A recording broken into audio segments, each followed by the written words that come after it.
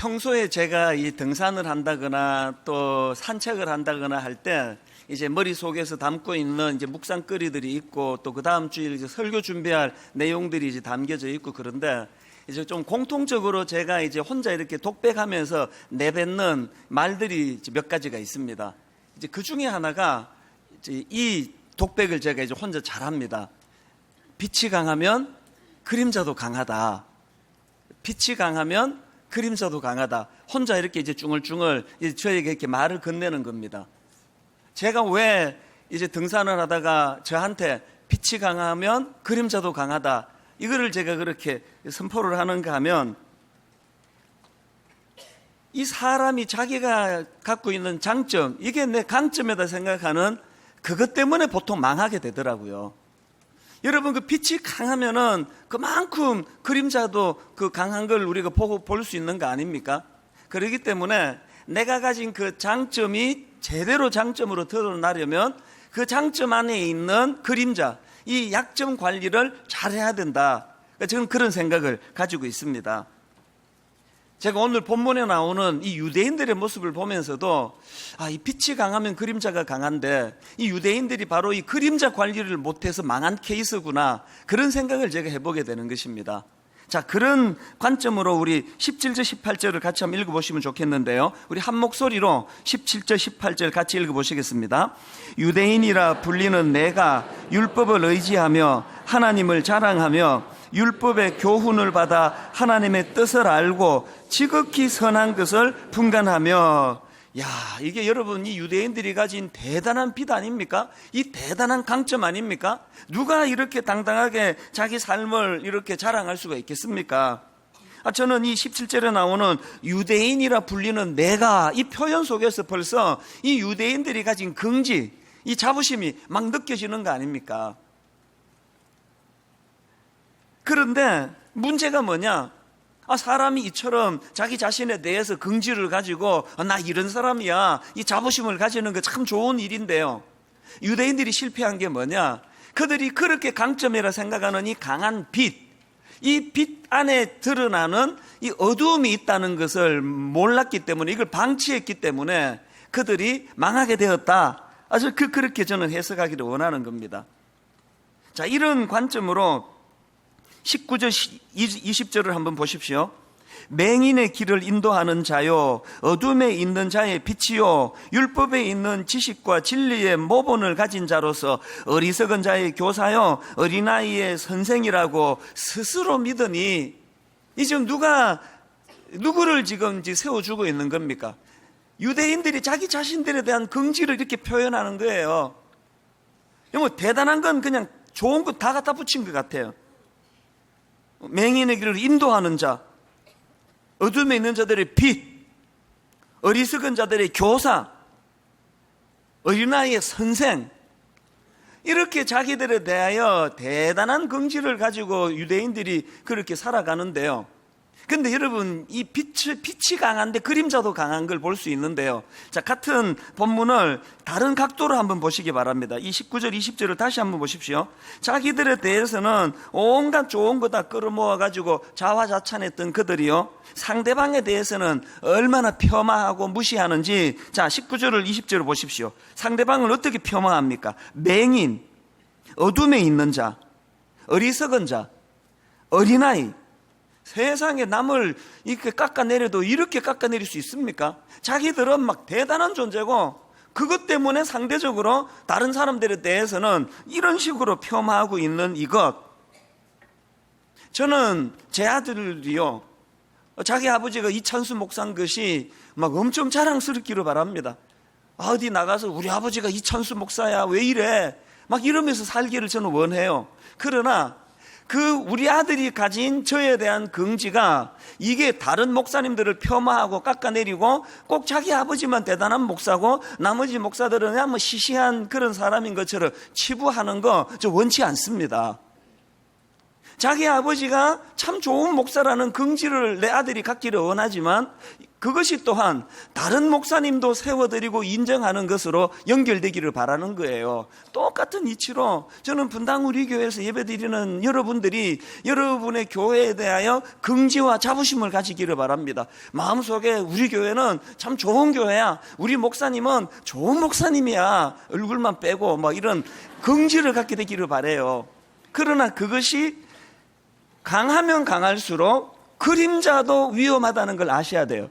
우리가 내 교회에 대하여 긍지를 가지게 될 때 사단은 거기에 그림자를 부각시키는 거예요. 다른 교회 목사님들은 시시하다, 다른 교회는 보잘것이 없다, 이것이 너무너무 위험한 그림자라는 거예요. 간혹 제가 자기 교회에 대한 긍지를 갖고 있는 이런 성도들을 만날 때 느끼는 그 가슴 아픈 느낌이 그거예요. 자기 교회가 이렇게 잘하고 있다는 걸 자랑하면은 그러고 끝내야 되는 건데 꼭 한마디 더 붙이는 게, 다른 교회들은 기도를 안 해서 문제예요. 우리 교회처럼. 다른 교회는 뭐 제자 훈련도 없고 말이지. 이게 그림자라는 거예요. 그림자. 유대인들이 자기 자신에 대하여 긍지를 갖는 건 그건 좋은 일이에요.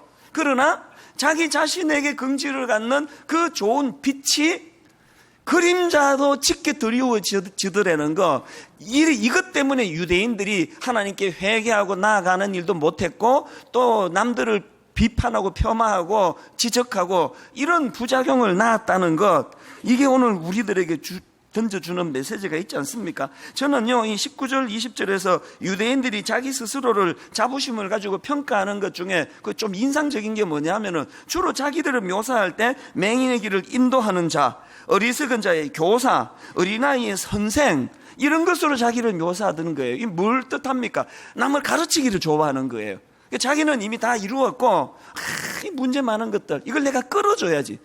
자꾸 비교하고 남을 가르치기 좋아하는 특성이 있다면 오늘 여러분들 가운데, 중직자들 가운데, 저 같은 목회자들 가운데 이런 문제가 좀 없습니까? 자꾸 남하고 비교하기 좋아하는, 또 가르치기 좋아하는 이런 웃기는 이야기를 제가 최근에 들었는데요. 어떤 교회에서 이제 그 철학기도를 간 거예요. 뭐 기도원으로 갔는지 뭐 어디로 간지 모르지만 이 철학기도를 가가지고 이제 막 밤을 새워서 기도하는데요.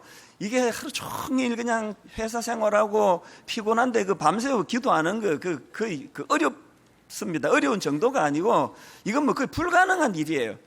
그래서 이제 의욕을 가지고 성도들이 이제 막 밤을 새워서 기도하기로 갔는데 이제 막 밤 1시, 2시 이렇게 지나가니까 막 여기저기서 막 조는 거예요.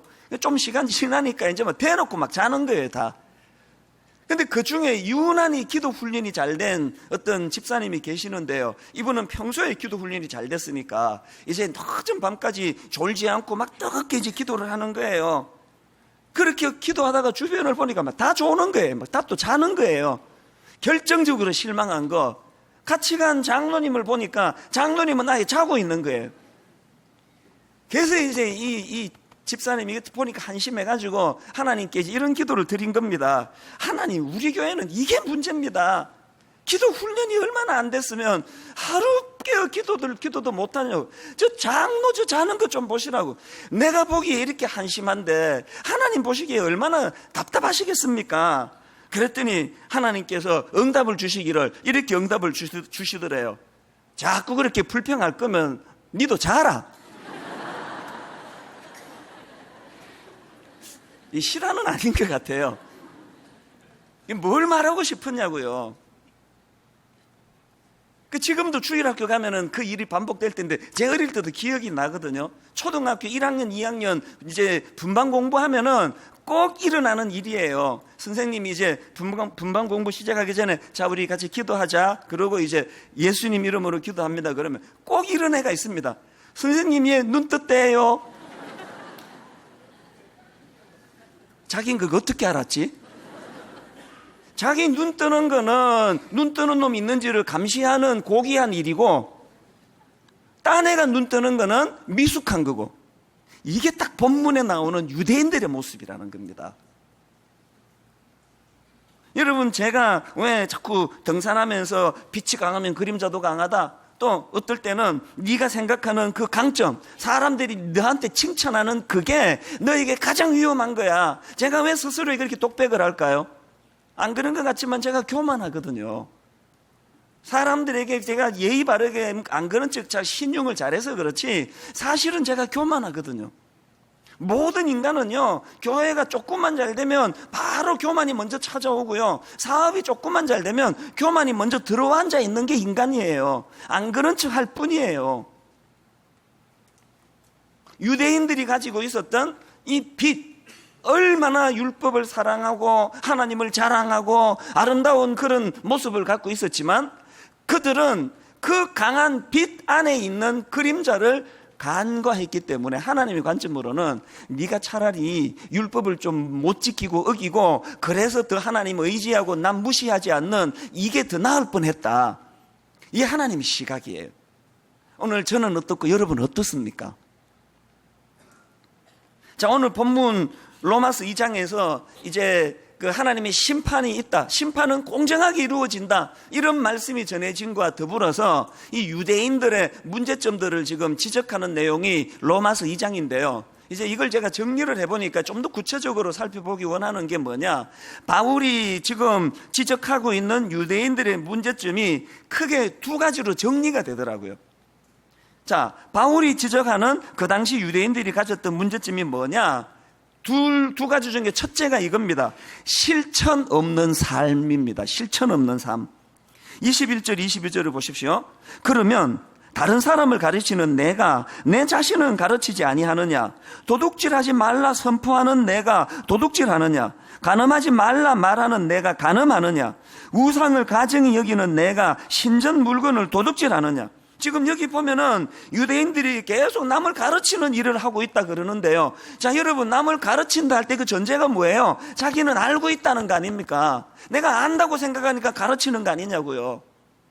그런데 이 유대인들의 문제가 뭐냐? 자기들이 알고 있다, 자기는 듣고 있다, 율법이 내게 있다, 이걸 굉장한 긍지를 갖고 있는데 이게 하나님의 심판의 기준하고는 좀 어긋난다는 거예요. 여러분, 로마서 2장 13절을 보십시오. 하나님의 심판의 기준은 이렇습니다. 하나님 앞에서는 율법을 듣는 자가 의인이 아니요 오직 율법을 행하는 자라야 의롭다 하심을 얻으리니. 하나님의 심판의 기준하고 유대인들이 긍지를 가지는 그 긍지하고 이게 좀 어긋나 있는 거예요. 이게 오늘 우리 한국교회의 모습이 아니기를 바랍니다. 말씀 듣는 거 좋아하고, 저는 여러분 외부 집회 나가면은요 꼭 이 부탁을 해요. 여러분, 타교회 분들이 분당 우리 교회 이찬수 목사 설교 듣는 거를 이거를 그렇게 막 자랑하시면 안 돼요. 그 교회에 보내주신 그 담임 목사 그분만이 하나님이 그 교회에 주신 종이거든요. 막 계속 인터넷으로 남의 교회 설교 듣고 하는 거 절대로 좋은 거 아니에요. 하나님의 심판의 기준은 설교 많이 듣는 거 아니에요. 행하는 거예요. 내가 들은 말씀을 지키려고 노력하는 거예요. 몸부림치는 거예요. 이게 하나님의 심판의 기준이라는 겁니다. 이 목회자가요, 참 이 설교하는 게 정말 어려워요. 저는 더 어려운 것 같아요. 오늘만 해도요, 지금 1부 예배부터 3부 예배까지 6시부터 지금까지 예배 중간중간에 설교 원고 찢어버리고 또 정리하고 또 준비하고, 장로님 무슨 하실 말씀 있다고 들어오는데 장로님 죄송한데 네, 설교를 다듬어야 됩니다. 전화 드릴게요. 그렇게 죄송한 부탁을 드리고, 이게 오후 4시 반까지 계속되는 일이에요. 저 오늘 새벽 1시 반에 일어났습니다. 왜? 설교 준비가 이게 마음에 잘 안 차가지고, 이제 이래갖고는 이게 성도들 일주일 내내 고생하다가 지금 교회로 오시는데 이 정도 갖고 되겠나 그래가지고 이제 준비를 다 새로 했거든요.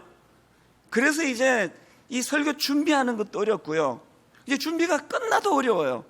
오늘 이제 집에 가면 이제 내일 저녁까지 이제 다 예측이 되는 게 뭐냐, 이 두통 오고 근육통 오고 막 마음은 그냥 복잡하고, 이 설교가 참 어려워요. 예전에 옥하는 목사님이 이런 농담 반 진담 반을 하시는 말씀을 들었는데 이렇게 말씀하시더라고요. 야, 이 목회가 말이야, 설교만 없다면 한번 해볼 만한데, 야, 이 설교의 대가께서 그런 말씀을 하셔서 제 위로를 많이 받았습니다. 옥하는 목사님도 설교를 이렇게 어려워하시는구나. 이 설교가 정말 어려워요. 그리고 이제 설교를 이제 이렇게 하고 나면은요, 이제 막 어떤 날은 제가 의도한 것보다도 더 풍성하게 은혜를 주실 때가 있습니다. 그래도 마음이 힘들고요. 제가 준비한 대로 말씀이 잘 안 전해져 가지고 오늘 말씀이 왜 이렇게 죽을 수 없나 이래도 힘들어요. 이게 저는 이게 제 운명이라고 생각하는데요. 이제 막 몸은 피곤하죠. 저녁에 집에 가 이제 누워 있으면은요, 막 설교를 죽순 날은 그러면 말로 다 할 수 없이 마음이 괴로워요. 아니 이 본문은 이렇게밖에 왜 설교를 못했을까? 왜 나는 왜 이것밖에 안 되나? 그러면 막 이 설교가 잘 돼가지고 막 은혜 엄청 쏟아지는 날에는 그날은 막 기분 좋게 또 잠자리에 들어야 되는데 그날은 또 그래서 힘들어요. 왜 힘드느냐? 내 양심이 자꾸 저를 이렇게 고발을 해요. 말은 잘하네, 말은. 하여튼 자기도 지키지도 못하는 걸 그렇게 떠드는 게 옳은 일이냐? 양심이 자꾸 저를 그렇게 괴롭혀요. 그래서 이래도 힘들고 저래도 힘든 게 이게 이 설교자로서의 저의 모습이에요. 여러분, 제 마음속에 설교를 잘한 날은 이게 무슨 문학 발표회 같으면, 설교 잘한 날은 막 기분 좋아서 멋질 줄은 모를 텐데요, 설교는 문학 발표가 아니에요. 화요일마다 우리 부교역자들한테 제가 1시간씩 목회 수업을 하거든요. 막 어떨 때는 1시간 반씩 가요. 막 화요일 아침에 일어나면은 막 교역자들에게 잘 준비해가지고 교역자들을 양육해야 된다 생각하니까, 그렇게 교역자들에게 막 1시간씩 말씀을 전하면 교역자들이 다 또 참 착하니까요, 선량하니까 막 아픈 이야기를 하고 책망을 하고 그래도 이걸 참 잘 받아요. 잘 받는데 가끔씩 내 양심이 저를 책망을 해요. 너는 그거 지키냐 그거? 응? 그 지도 사실은 못하면서 후배 교역자들한테 말이지 말만 그렇게 해서 되느냐고. 제가 이런 모습에 대해서 이게 왜 심각하다 생각하는가 하면은요, 주님이 이 문제를 심각하게 생각하시거든요. 자, 마태복음 7장 21절을 보십시오. 예수님이 주신 말씀입니다. 나더러 주여 주여 하는 자마다 다 천국에 들어갈 것이 아니요 다만 하늘에 계신 내 아버지의 뜻대로 행하는 자라야 들어가리라. 또 주옥 같은 산상수훈 말씀을 다 주시고 마지막 결론으로 이런 말씀을 주십니다. 마태복음 7장 24절. 그러므로 누구든지 나의 이 말을 듣고 그 다음에 행하는 자는 그 집을 반석 위에 지은 지혜로운 사람 같으리니. 듣는 것만으로는 반석 위에 세운 지혜로운 사람 아닙니다. 그 다음 오늘 본문 23절. 율법을 자랑하는 내가 율법을 범함으로 하나님을 욕되게 하느냐. 제가 지금 율법을 자랑하고 율법을 선포한다고 이게 하나님이 기뻐하시는 일 아니에요. 제가 선포한 말씀을 적어도 저 자신이 지키려고 애는 써야 될까. 애는 뭐 다 그냥 행한 대로는, 선포한 대로 내가 다 못 지킨다 하더라도 하나님이 원하시는 게 이거라는 거예요. 제가 이제 책을 좀 몇 권을 이렇게 쓰지 않았습니까? 책을 써보니까요, 이게 자식 같아요. 많이 팔린다고 더 애정이 가고 안 팔린다고 정이 안 가고 그런 게 아니에요. 모든 책에 정성이 들었기 때문에 마음이 가는데요. 근데 참 특이한 거는요, 제가 책 제목에서 제가 쓴 책 중에 가장 애착을 가지는 책이 하나 있습니다. 그게 뭐냐 하니까 삶으로 증명하라. 그 책 제목 때문에 제가 애착을 가지는 거예요. 왜 제가 삶으로 증명하라는 그 책 제목을 애착을 가지느냐 하니까, 사실 제 설교의 모든 뿌리는 바로 이 한마디로 설명할 수 있습니다. 네가 예수님 믿느냐? 나더러 주여 주여 하느냐? 삶으로 증명해봐라. 이게 제 설교예요. 왜 제가 그런 설교의 뼈대를 갖게 됐느냐 하니까, 어릴 때 보니까요, 어른들 중에 너무너무 그 어린 저희들을 실망시키는 어른들이 많은 거예요. 막 저 장로님이, 저 집사님이, 저 권사님이 막 대표 기도할 때 보면은 막 온 세상에 그냥 원수들 다 사랑할 것처럼 그렇게 기도해야 하던데, 딱 강단에서 내려와가지고 식당에서, 교회 식당에서 밥 먹으면서 막 싸우고 얼굴 붉히고 하는 거 보면은 어린 마음에 이게 이 혼란이 오는 거예요. 방금 저분의 기도는 저게 뭔가. 제가 30대에 그 당시에 한국 교회를 대표하는 목사님 중에 한 분이라 할 정도로 훌륭한 목사님이 계셨는데요, 그 목사님의 제자예요. 그렇게 목사님을 가까이서 잘 섬기다가 그 목사님에게 실망해가지고 그 목사님을 떠나가면서 어떤 분이 이런 말을 했다고, 이걸 제가 간접적으로 전해 듣고 그 충격이 얼마나 컸는지 지금까지 20년이 지나도 잊지 못해요. 그 제자 목사님이 그 거목 기라성 같은 그 목사님을 떠나가면서 이런 말을 했대요. 저 목사님은 설교도 잘하고 기도도 잘하는데 그게 그 목사님의 신앙 고백이 아니고 그건 그분의 문학이다, 이런 이야기를 하고 떠나갔습니다. 제가 그 충격을 잊지를 못해요. 지금 여러분 제가 하고 있는 이 설교가 이게 저 신앙 고백이 아니고 이게 소설 같은 문학이라면 이게 얼마나 비참한 일입니까? 그래서 삶으로 증명하라는 게, 너 그렇게 설교했니? 그렇게 살려고 니도 노력해야 될 거 아니냐. 유대인들이 실패한 게 그거예요. 오늘 우리 부모님들이 실패하는 게 그거 아닙니까? 애들에게 얼마나 놀라운 말씀으로 교훈하고 가르칩니까? 여러분이요, 여러분 자녀들에게 가르친 그 정도로만 살아도 여러분은 지금 성자예요. 애들에게는 가르치는데 자기는 적용하지 않는 거예요. 이게 지금 유대인들의 모습이라는 겁니다. 이런 맥락에서 저는 오늘 이 로마서 2장에서 주님께서 제시하시는 이 하나님 심판의 기준, 이걸 마음에 새겨야 됩니다. 자, 오늘 본문 로마서 2장 6절부터 8절까지를 한번 보시기 바랍니다. 하나님께서 각 사람에게 그 행한 대로 보응하시되 참고 선을 행하여 영광과 존귀와 썩지 아니함을 구하는 자에게는 영생으로 하시고, 오직 당을 지어 진리를 따르지 아니하고 불의를 따르는 자에게는 진노와 분노로 하시리라. 하나님의 심판의 기준입니다. 또 그 다음 9절 10절을 보십시오. 악을 행하는 각 사람의 영에는 환난과 곤고가 있으리니 먼저는 유대인에게요 그리고 헬라인에게며, 선을 행하는 각 사람에게는 영광과 존귀와 평강이 있으리니 먼저는 유대인에게요 그리고 헬라인에게로라. 여러분, 저는요 이 구절을 읽으면 이게 내 지금 야고보서를 읽고 있나? 이 야고보서에 사는 이야기가 로마서에도 있더라고요. 뭐 자꾸 로마서는 이신칭이 오직 믿음으로만 구원받는다 이걸 강조하고, 야고보서는 행함을 강조하고 이런다는데 그렇게 구분 지으시면 안 됩니다. 행함을 강조하는 야고보서도요 그 마지막 결론 부분에서는 기도를 강조합니다. 네 행함이 네 의지로 나오는 게 아니고 하나님에게서 나오는 기도로서 얻어지는 거다. 이게 야고보서 이야기고요.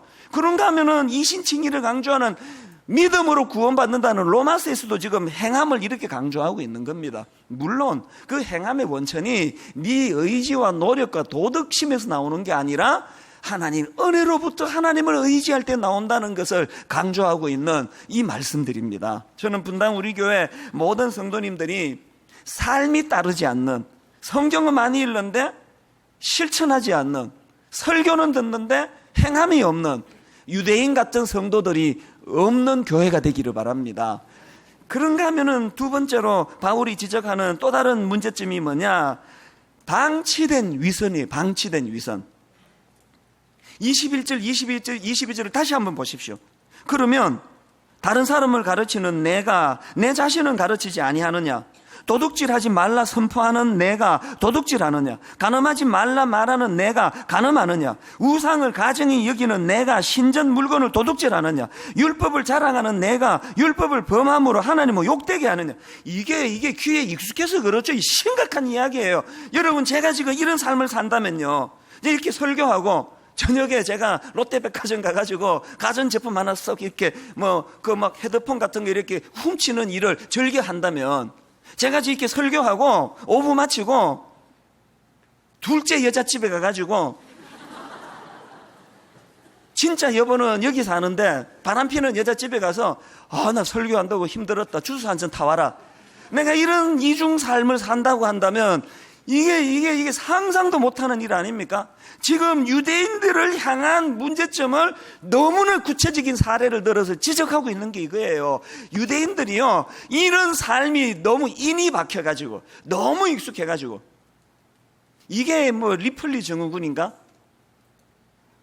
너무나 거짓말에 익숙하고 인이 박혀가지고 본인도 거기에 속는 게 이게 리플리 증후군 아닙니까? 유대인들의 지금 이 삶이 이런 상황이에요. 이런 유대인들에 대하여 예수님도 많이 지적하는 게 바로 위선의 문제인데요. 마태복음 15장 7절 8절입니다. 예수님이 주신 말씀이에요. 외식하는 자들아, 이사야가 너희에 관하여 잘 예언하였도다. 일러서되 이 백성이 입술로는 나를 공경하되 마음은 내게서 멀도다. 여러분, 여기 나오는 외식하는 자들아, 이걸 영어 성경으로 보니까 이 위선자들아, 그 얘기더라고요. 또 그 다음 마태복음 23장 28절, 이와 같이 너희도 겉으로는 사람에게 옳게 보이되 안으로는 외식과 불법이 가득하도다. 여기 외식도 위선이라는 뜻이에요. 여러분, 이거 읽으면서요, 이야, 이거 유대인들 이거 완전 인간 말종이네, 이거 이렇게 하시면 안 돼요. 그게 바로 자기를 모르고 남만 보는 태도예요. 유대인만 그런 위선적인 태도를 보이는 게 아닙니다.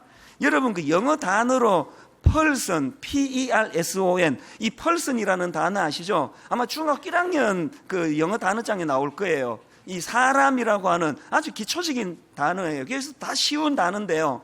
근데 여러분이 사람을 뜻하는 이 person이라는 단어가 어디서 유래된 단어냐, 어디서 파생된 단어냐, 이건 잘 모르시더라고요.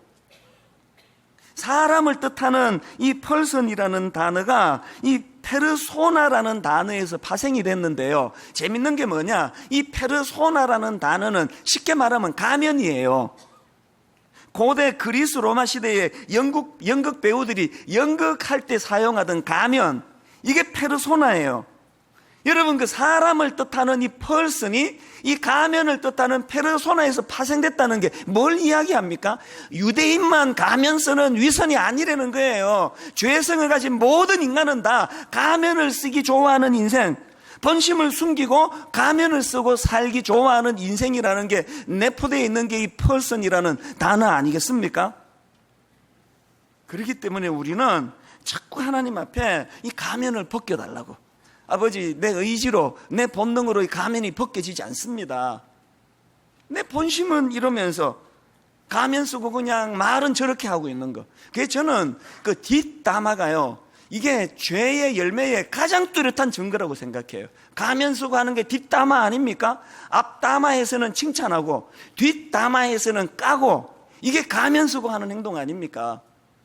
제가 여러분에게 안 들킨 가면이 얼마나 많겠냐고요. 예전에 제가 그 농담으로 잘 하던 거 기억나시죠? 우리 목사들이 잘 지키는 11계명이 있다. 저도 이 11계명을 잘 지켜와가지고 이만큼 왔다. 이 11계명이 뭐냐?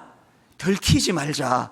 이게 목사님들이 지키는 11계명이다. 내가 이런 농담을 이게 여러 번 했거든요. 요새는 제가 그런 농담 안 하잖아요. 왜 안 하는가 하면은요, 한참 그 농담을 자꾸 할 텐데 어떤 성도님이 정색을 하고 저한테 메일을 보내왔어요. 목사님, 농담으로라도 그런 말 하지 말아주세요. 그래서 내가 속으로, 또 농담을 되게 정색하고 어떻게 받으면 어떡하나, 그런 생각이 들면서도 이런 일에 얼마나 상처를 많이 받았으면. 그래서 제가 안 하잖아요. 오늘도 해버렸지만. 여러분, 11계명은 지켜지면 안 돼요. 들켜야 돼요. 들켜야. 여러분, 조그만한 일, 수치스러운 일 하다가 들켜야, 타의에 의해서라도 가면이 벗겨져야 더 깊은 수치의 자리에 들어가지 않을 수 있기 때문이거든요. 저는 분당 우리 교회 성도님들이 들키지 않은 수많은 거, 주일학교 교사하면서 바람 피는 사람이 있어요. 성가대하면서 외도하는 사람이 있어요. 안내하면서 바람 피는 사람이 있습니다. 주차 봉사하면서 바람 피는 사람이 있습니다. 제가 지금 무슨 증거를 가지고 하는 얘기가 아니고, 여기저기 막 찌르면 하나는 나오겠지, 거기에. 여러분, 이렇게 가면 쓰고 교회에서 봉사도 잘하고 막 심지어 막 목사들 설교도 하고 온갖 것 다 하는데, 가면 쓰고 나오시는 분, 오늘 성령님께서 그 가면을 벗어야 되겠다는 처절한 고통을 주시기를 바랍니다. 가면은 벗어야 돼요. 제가 그 주중에 하는 제일 많은 일이고 또 제일 힘든 일이 상담하는 일이에요. 우리 성도님들 중에도 상담 요청이 많고요. 타 교회 교역자들이 또 상담을 많이 요청하고 있습니다. 그래서 이게 참 힘들어요. 왜 힘든가 하면은요, 이 성도님들이 조금 힘든 건 저한테 안 와요. 자기 교구 목사님한테 가져가요. 이 교구 목사님도 해결이 안 되는 진짜 어려운 거.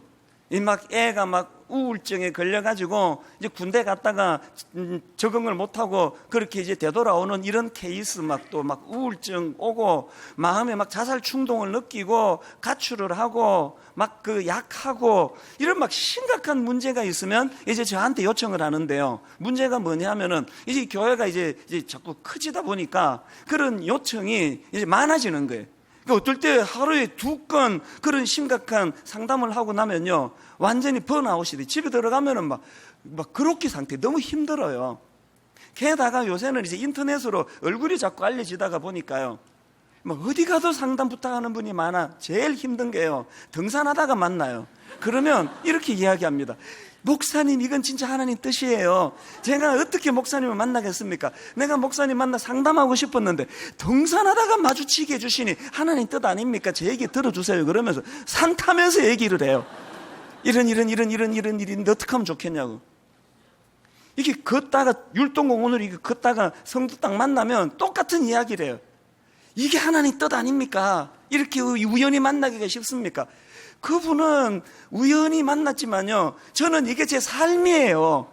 누구든지는 우연히 누군가는 만나거든요. 진짜 힘든 건 공항이에요. 수속 다 해놓고 좀 정리하려고 그러는데 오셔요. 목사님을 공항에서 만나니 하나님 뜻 아닙니까? 그러면서 이제 1시간 반 영락 없이 이제 이거는 뭐 꼼짝도 못 하잖아요. 비행기 기다릴 때까지. 정말 힘든 거는 비행기 아니에요. 비행기 안에서 하나님 뜻이라고 상담하겠다 오시는 분 만나면요, 14시간 동안 이건 도망갈 수가 없잖아요. 아, 진짜 어떨 때 뛰어내리고 싶어요. 낙하산 타고. 이게 참 저에게는 버거워요. 너무너무 힘든데요. 그러나 또 동전의 양면처럼 저에게 이 상담만큼 보람 있는 일이 없어요. 저를 활력을 주는 게 상담이에요. 저 같은 게 뭐라고 그렇게 간단한 답을 드렸는데, 자녀가 회복이 되고 치유가 일어나고 이런 일들이 생기면 막 이것만큼 보람 있는 일이 없습니다. 최근에도요, 너무 기쁜 일이 있었습니다. 금요일 날 오전인데요, 제가 어느 다락방에 이제 탐방을 갔는데 연락이 온 거예요. 메일이 오기를 이제 급하다는 거예요. 지금 아들이 우울증으로 너무나 힘든 상태인데 왜 지금 다급하냐? 나중에 만나다 이야기를 정리해 보니까 사연이 이래요. 이 형제가 이제 너무나 이제 심한 우울증으로 올 연말에 이제 자살을 하기로 마음이 결정을 한 거예요. 이제 올 연말에 자기가 자살을 해야 되겠다. 그랬는데요, 우연히 무당을 만난 거예요. 이 굿하는 사람이 연결이 돼가지고요, 이제 거기 가서 무당에게 상담을 하니까 뭐라고 이렇게 이제 답을 주고는 이거는 살풀이 굿을 해야 낫는다. 그래서 이제 이 형제가 지푸라기라도 잡는 심정으로 돈도 많이 받더라고요. 그 굿 한 번 하는데요, 140만 원인가 받아요. 그래서 이제 50만 원을 이제 선불로 이미 지불까지 한 거예요. 근데 왜 급히 저를 찾았느냐? 지금 이 아들이 원래 내가 올 연말에 죽기로 했는데 집에서 자꾸 이렇게 굿하는 걸 반대하면 이제 다음 화요일 저녁에 지금 이제 굿이 잡혀 있는데 이걸 자꾸 집에서 반대하면 내가 그냥 죽겠다는 거예요. 어머니가 얼마나 이게 지금 이게 다급한 일이에요. 그래서 제가 오후에 막 다른 스케줄 다 이제 정리하고 막 급하게 만났습니다. 만나 보니까 참 얼굴이 너무 선량해 보여요. 착해요 또. 참 이 형제가 참 귀하다고 생각되는 게 뭐냐면요, 제가 이제 왜 굿을 하면 안 되는지 쭉 설명을 해줬습니다. 그 대부분의 무당들이 다 가짜고 간혹 진짜가 있는데 그 무당이 가짜라도 문제고 진짜라도 문제다. 그 가짜 무당이면 140만 원 공돈 날리니까 그게 억울한 일이고, 이 진짜면 더 문제다. 악한 악신을 이용해가지고 너에게 가장 적절한 답을 준다 그러면 이건 진짜 큰 문제다. 그래서 너 그 굿하면 안 된다. 내가 이렇게 신신당부를 했습니다. 이 형제가 귀한 게요, 막 그렇게 이제 막 강요하면은요, 보통 사람들은 할 마음을 딱 갖고 있으면서도 귀찮으니까 안 할게요. 근성으로 대답할 수 있는데 이 형제가 그러지를 않아요. 막 끝까지 대답을 안 한 거예요. 너 있잖아, 목사님 말이 이해가 된다며. 지금 99% 마음으로 굿 안 해야지 생각이 돼도 지금 입술로 네라고 안 하겠습니다라고 말 안 하면 나가자마자 네 마음 바뀐다. 대답해라. 막 1시간 반을 내가 설득을 하는데 이게 안 되는 거예요. 대답을 안 하는 거예요. 참 귀한 게요. 1시간 반 지나서 마지막으로 대답을 했어요. 굿 안 하겠습니다, 목사님. 형제가 귀한 게 뭐냐? 그렇게 딱 약속을 했는데 철저하게 그 약속을 지키더라고요. 가서 환불 받고 또 다 돌려주지도 않더라고요. 환불 받고 굿 안 하고 이제 의사 선생님 주시는 약 처방받아 약 잘 먹고 저하고 약속한 것들을 잘 지키는 거예요. 내가 이걸 보면서 됐다. 이 형제가 가면을 쓰고 저를 대한 게 아니에요. 가면을 쓰고 하나님을 만난 게 아니에요. 가면을 쓰고 정신과 의사를 만난 게 아니니까 이 됐다. 얘는 하나님 고쳐주신다. 확신이 오는 거예요. 전에 여러분 어떤 그 여고생 아이가 한강에 자살하려고 갔다가 경비정이 있어가지고 못 죽고 저한테 온 그 자매 이야기 한번 해드렸잖아요. 지금요 학교 복학해가지고 너무나 예쁘게 잘 다니고 있습니다. 가끔씩 연락하고 오고 하는데요 마음이 너무 기뻐요. 이런 자매들이 왜 치유가 되는지 아십니까? 가면을 쓰고 다가오질 않아서 그래요. 뻔히 자기는 그 굿할 거면서 자꾸 목사가 물으니까 짜증나 귀찮아가지고 네 해놓고 자기 하고 싶은 일 하는 이 가면 속으로는 치유가 일어나지 않습니다. 오늘 예배 드리는 여러분 하나님 앞에서도 마찬가지예요. 저는 여러분 안에 오래된 위선, 누구에게도 들키지 않은 뭐 큰 걸로 아까 말씀드렸던 외도로부터 시작해가지고 마음에 하나님 앞에 그리끼는 그 무엇을 가면으로 커버하고는 은혜란 없습니다. 직면해야 돼요. 오늘 말씀의 결론을 저는 이렇게 맺기를 원합니다. 요한복음 8장 36절. 그러므로 아들이 너희를 자유롭게 하면 너희가 참으로 자유로우리라. 이 간단한 진리의 말씀, 여러분 묶인 바로부터 벗어나고 싶으세요? 자유를 누리고 싶으세요? 가면을 벗으셔야 돼요. 오래된 위선으로부터 치유가 필요해요. 로마서 2장의 유대인들을 책망하는 바울의 그 메시지가 이게 나를 향한 것이다. 맞다. 나는 실천 없는 삶을 입만 갖고 떠드는 신앙생활하고 있다. 맞다. 방치된 위선. 나는 오래 가면 쓰고 교회를 들락날락 거렸다. 이 회개가 일어나지 않고는 영적인 은혜란 없습니다. 결론을 맺습니다. 아픈 마음으로 되물으세요. 유대인이라고 하는 내가, 목사라고 하는 내가, 집사라고 하는 내가, 권사라고 하는 내가, 여러분 가정생활 실패하고 대인관계 무너지고 대인기피증이 오고 요한복음 4장에 나오는 그 수가성 여인 가면을 벗겨 직면케 하시는 그 하나님이 오늘 여러분을 만나 주시기를 원합니다. 우리 주 예수 그리스도의 은혜와 하나님 아버지의 다함없는 사랑과 성령님의 감동, 감화, 유로교통 충만하심의 역사가 빛 대신 주님 앞에 내 연약한 것들 치유함 받고 내 빛을 자랑하는 인생이 아니라 그림자를 조심하는 인생으로 은혜를 구하며 살아가기로 결단하는 모든 주의 자녀들 머리 위에 지금부터 영원토록 함께 하시기를 간절히 축원하옵나이다. 아멘.